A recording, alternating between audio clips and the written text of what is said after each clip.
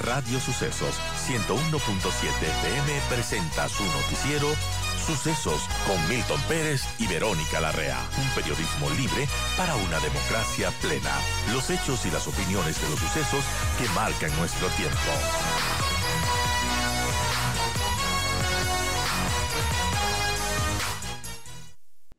Yo saludo a Andrés Seminario, consultor político. Andrés, gracias por acompañarnos. Empieza la semana después Hola, de Milton. la semana postelectoral y el presidente Noboa hace 11 cambios en su gabinete. En una semana, 11 cambios, que el encargo ya se convierte en definitivo, que hay cambio de ministro y de ministros claves como el de Interior y de Economía. ¿A qué obedece esto?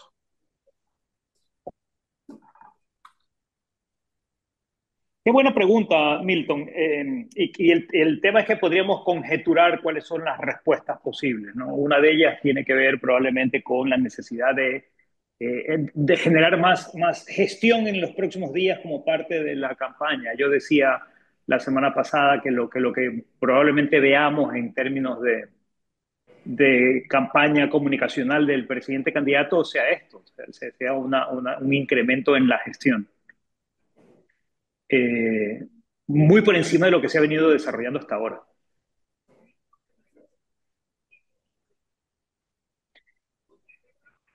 Aquí lo interesante, Milton, es entender que el nuevo Ecuador tiene todavía viejos problemas, ¿no? Y no se ha terminado de resolver. Y entonces presumo que un poco renovar el equipo busca eso, generar nuevas soluciones para estos viejos problemas. Ahora, no es aceptar que se han cometido errores, no es aceptar que las cosas no estaban funcionando, porque cambiar a Mónica Palencia, por ejemplo, una persona que no solamente ha sido desde el principio ministra del Interior, sino una persona de mucha confianza y aparente influencia sobre el presidente de la República, no es como decir algo marcha mal en el tema de la seguridad. Esa definitivamente podría ser una de las lecturas y nos remitimos a las cifras y vamos a ver que enero fue el año más violento que hemos tenido. Entonces, evidentemente yo coincido con esa lectura, que hay más cosas que hacer por la preocupación de la gente respecto al tema de la inseguridad, ¿no? Es un problema irresoluto aún. En cambio, el tema Y de... cuando tú le Ajá, preguntas a las personas cuáles son los principales problemas que tienen, la inseguridad sigue claro. saliendo como una problemática, ¿no? Desempleo e inseguridad. Entonces, sí, ese es un tema que tienen que resolver.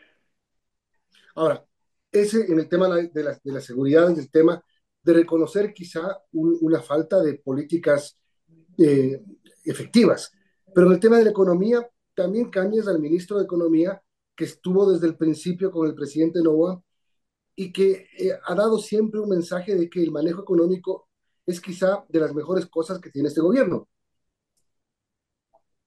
Pero probablemente necesites ahora un manejo económico un poco más laxo, menos estricto.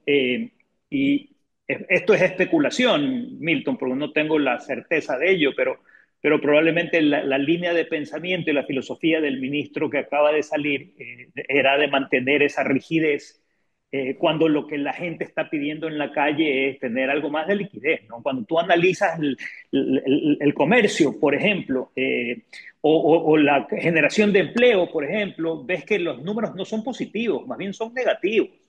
La tendencia no es buena, luego tienes que tomar una decisión en ese tema también. Andrés, ahora hablemos de otra de las actitudes del presidente de la República desde el domingo de elecciones, día en el que no salió a celebrar lo que realmente terminó siendo una victoria en la candidatura presidencial y una victoria en las candidaturas legislativas. El presidente al día siguiente saca un Uh -huh. comunicado con algún contenido, luego da una entrevista a un medio de comunicación en el que más bien lo que hace es acusar de irregularidades que fueron inmediatamente desmentidas por los organismos. ¿El presidente está haciendo bien en lo que está haciendo? Mira, yo creo que todos esperábamos un comentario inmediatamente después de Máxime, cuando había convocado una rueda de prensa y estaban todos su feligresía, estaba reunida en un hotel. Más allá de los resultados, Milton, salir a decir gracias, creo que hubiera sido interesante. No sucedió, sucede el comunicado además plantea el marco conceptual sobre el cual vamos a ver la discusión de la segunda vuelta del balotaje. ¿Y cuál es ese marco conceptual? Por un lado, un concepto positivo, que es el de la esperanza, pero por otro lado, un concepto de enfrentar a las mafias. El tema es que esto ya vino como respuesta a lo que había hecho la noche anterior la candidata que también pasa al balotaje, Luisa González, quien había establecido el marco conceptual de la esperanza, exactamente el mismo marco conceptual, y el enfrentar, solo que ella lo pone como enfrentar el miedo. Luego, cuando tú contrastas las dos narrativas, te están diciendo casi lo mismo. ¿Dónde está la diferencia? Y ahí me remito a las primeras preguntas que hacías. La diferencia va a estar en que él puede trabajar en gestión y demostrar resultados concretos. Y a ella la van a atacar bastante, él va a incrementar estos sentimientos de vulnerabilidad de la gente, y ella va a tener que reducirlos de alguna manera, ¿no? Y creo que en eso vamos a ver gran parte de la campaña, tanto la campaña oficial como la campaña, llamémosla extraoficial, de los troles y los acólitos que te hacen el mal favor de decir cualquier cosa en redes sociales, ¿no? Va a ser una campaña muy agresiva. La estamos viendo, de hecho, como una campaña muy agresiva que está tratando de posicionar que uno de los candidatos, que la candidata, para ser más específico, representa a un sector, un sector que definitivamente los votantes de ella no son ese sector, cuando tratan de acercar a su movimiento político como delincuentes, ¿no? Esto es una generalización que creo que es innecesaria y torpe, porque tienes gran parte de votación que no es delincuente.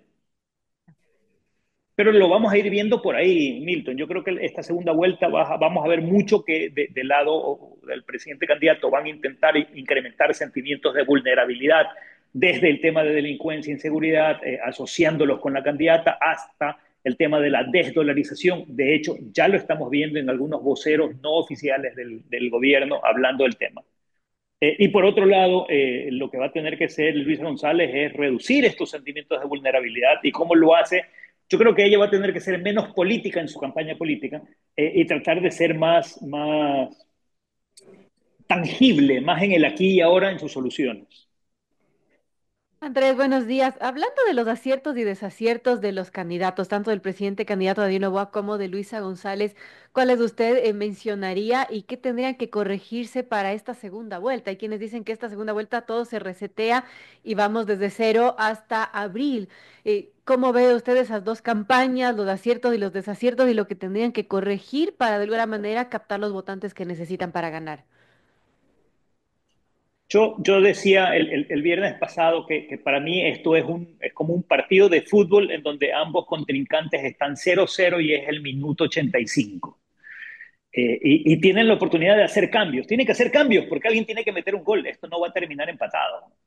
Luego, ambas candidaturas tienen que hacer los ajustes necesarios para, yo decía, ¿qué es lo que tiene que hacer Luisa González? Tiene que reducir los sentimientos de vulnerabilidad que van a aparecer en la gente. Tiene que invitar a imaginar esta esperanza, pero desde una perspectiva más tangible, más del aquí y de ahora, porque la gran diferencia entre ella y él es que él puede demostrar gestión, ella tiene que prometer gestión. Y lo tercero que tiene que hacer ella, como le decía Milton, es menos política y más propuestas realizables. Ahora, ¿qué tiene que hacer el presidente candidato? Tiene que incrementar los sentimientos de vulnerabilidad, porque es parte, el miedo vende. Y luego tiene que pensar en que gobernar es controlar, entonces tiene que controlar mucho más los relatos de inseguridad. ¿Y cómo controla los relatos de inseguridad? Bueno, siendo más estrictos en temas de seguridad, y ya lo estamos viendo, ¿no? El fin de semana, el ministro de Defensa en Durán, en una serie de eventos de control de la inseguridad en una de las ciudades más inseguras del país. Y luego trabajar en gestión, ¿no? Yo creo que esto es lo que vamos a estar viendo, a ella defendiéndose y tratando de prometer un futuro más de más bienestar, y a él trabajando en gestión y contando qué es lo que está haciendo. Ahora, hablemos de dónde sale la votación para la segunda vuelta, Andrés. Ambos necesitan 6 puntos para llegar a los 50. Eh, ¿Se le hace más fácil a Novoa comparando el resultado de la segunda vuelta anterior, aunque el resultado de la primera vuelta de esta ocasión es histórico tanto para el presidente Novoa como para Luisa González? ¿De dónde salen los votos? Yo creo que, a ver, para empezar, los votos no son endosables, es simplificar la ecuación, decir que los votos de Isa van a Luisa, los votos de Andrea González van a Daniel Noboa, y por citar estos dos que son quienes obtuvieron por arriba del 2% cada uno de ellos, ¿no? El uno por 5, el otro por ella por 2. Los demás, pues, eran votaciones muy, muy chiquititas. Eh, Primera cosa, no creo que sean indosables. Segunda cosa, yo creo que el elector vota por quien le ofrece mejor y con más credibilidad una propuesta concreta de solución a sus problemas. Luego, tenemos que voltearnos al electorado y ver qué es lo que está pensando el electorado. Y a partir de esta elección, yo creo que el tema de identidad ha sido más importante que el tema ideológico. Esto no se trata de costa sierra, izquierda, derecha, hombres, mujeres, jóvenes, viejos, sino de temas más de yo me identifico con. La pregunta es, ¿cuáles son los segmentos que se están identificando con una u otra candidatura? Creo que es posible que haya traspaso de candidatos, de electores que votaron por el uno y se traspasen que votaron por Daniel y se traspasen a Luisa González y viceversa, porque de nuevo, esto es un tema de identificación donde el trabajo en territorio y el trabajo de comunicación van a ser claves para lograr esas identidades, ¿no? Porque el problema acá, Milton, es que la gente quiere soluciones, pero los políticos quieren el poder. ¿Cómo concilias esas dos búsquedas? Es posible la transferencia ideológica de votos teniendo dos puntos tan opuestos como Novoa y González? Perdón, no te escuché la primera parte de la pregunta, Milton. Te decía que si tú crees posible la transferencia de votos entre los dos, es decir, el que votó por Luisa puede votar por Novoa Sí. y al revés. ¿Por qué? Yo creo que es posible que haya esa transferencia, porque el voto es muy emocional y en el voto emocional hay instancias de decepción. Alguien puede haber votado por el candidato presidente pensando que iba a suceder X y en el camino vio que sucedió Y, se siente incómodo, entonces se resiente y cambia su toma de decisión. Ahora, hoy es muy temprano para saber qué es lo que va a pasar. Como decía hace un instante, estamos empatados un 0-0, lo cual implica que es casi que un partido nuevo los últimos 5 minutos, la última instancia que está pendiente. Eh, Todo puede suceder, todo puede suceder. Los electores van a estar muy sensibles a los temas emocionales porque es un tema, de nuevo, es un tema de identidad, no es un tema de ideología. Y lo que creo que va a ser importante es esta teoría de democracia agonista. ¿Cuál es la democracia agonista? Aquella que aún en el conflicto busca generar soluciones. En la medida que puedas tolerar a gente que está en la orilla opuesta, pero que entiendas que pueden trabajar juntos por una visión en común, creo que eso va a ayudar a que esta emocionalidad que te digo del voto se vea transferida hacia uno u otra candidata.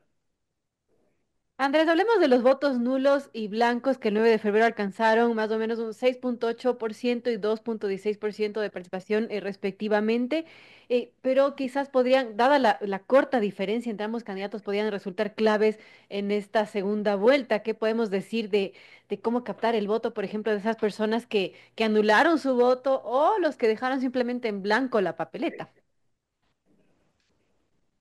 Sí, nuevamente se trata del tema de las emociones, de qué tan creíbles van a ser las propuestas que se hagan a partir de ahora, de qué tanto va a haber la sensibilidad en los equipos de comunicación de los dos candidatos para leer lo que está pasando en el electorado y luego llegar con comunicación, con mensajes que generen la atracción necesaria para que haya el voto a favor o el voto de rechazo. Porque van a jugar ambas posibilidades, ¿no? El voto a favor de un candidato o el voto en rechazo de un candidato. ¿Cómo se convence a los que estuvieron en nulos y blancos de la misma manera que se va a convencer a aquellas personas que votaron por los candidatos que tenían menos del 1%, que hoy por hoy un voto suma, ¿eh? Un voto hace la diferencia. Eh, y eso pasa de nuevo, pasa porque la gente vota por la esperanza, la gente vota por soluciones, la gente vota por promesas de solución que sean creíbles, que sean realizables y que estén en el plano del corto, mediano plazo. Somos cortoplacistas y somos resultadistas los ecuatorianos. Entonces eso también hay que considerar. Ahora, si la campaña se vuelve muy agresiva en términos de amenazas, más amenazas y menos beneficios, el electorado un poco se va a mover hacia la derecha, porque las amenazas en términos generales empujan hacia la derecha, que es la que naturalmente habla de control, que es la que naturalmente habla de seguridad. Por eso es que creo que va a ser bastante crítica, bastante violenta verbalmente y en términos de memes y en términos de relatos y de fake news esta segunda vuelta. Bien. Ahí el secreto va a estar en un relato que de cara al elector digan, esto me importa, esto me interesa, ¿no? Gracias, Andrés, por habernos acompañado con tu punto de vista de siempre. Gracias a ustedes, gracias por la oportunidad. Andrés Seminario, consultor político. Vamos a una pausa y vamos a hablar de seguridad. Hay una nueva política de seguridad, la anunció ayer el nuevo ministro del Interior. Ya volvemos. Volvemos enseguida.